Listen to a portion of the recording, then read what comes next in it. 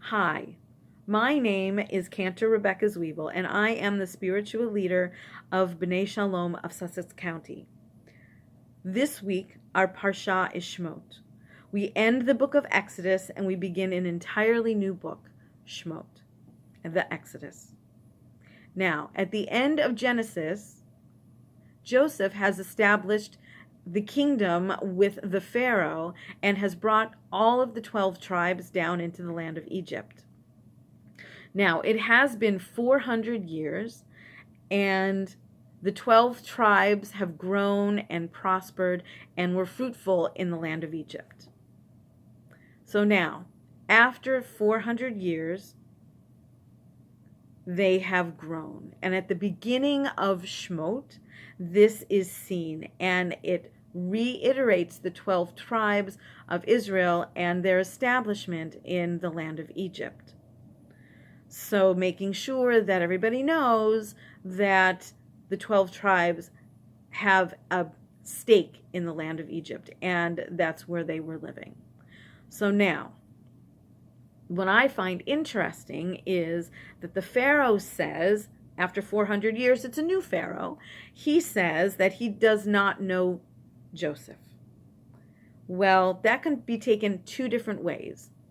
First of all, the first way, you can have it as face value, and that the Pharaoh has no idea who Joseph is. He has never heard of Joseph, and after 400 years, it's a possibility. You never know.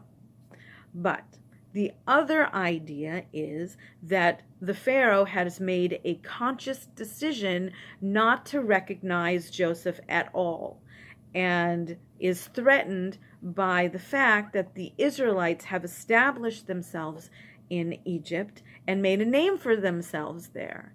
So now, since he is a new Pharaoh, he wants to rule his kingdom in a certain way.